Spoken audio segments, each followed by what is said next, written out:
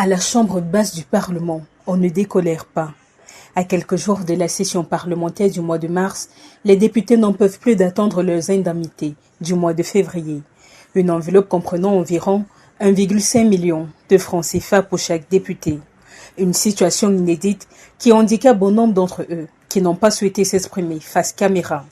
Ils indiquent néanmoins ne pas être à mesure de répondre aux sollicitations des populations relatives par exemple au carême, au ramadan et à la célébration de la journée internationale de lutte pour les droits des femmes.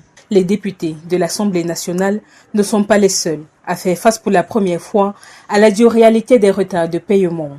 Les sénateurs passent aussi par la même situation.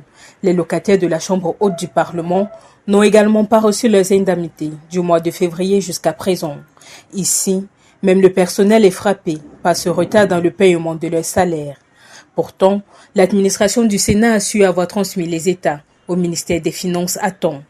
Un département ministériel qui, pour le moment, n'a pas indiqué aux deux chambres du Parlement les raisons de cette défaillance de paiement. Pour rappel, ces derniers temps, les problèmes financiers agitent le Parlement camerounais. Si aujourd'hui il s'agit de salaires en lien avec le MINFI, au cours des précédentes années, il s'agissait de problèmes de gestion. En 2025, par exemple, l'ancien secrétaire général adjoint Bernard Wangolo avait été démis de ses fonctions après la découverte d'un trou de 2,8 milliards de francs CFA dans les caisses du Sénat. En 2023, un audit avait été lancé du côté de l'Assemblée nationale après la découverte de la disparition de 2,7 milliards de francs CFA.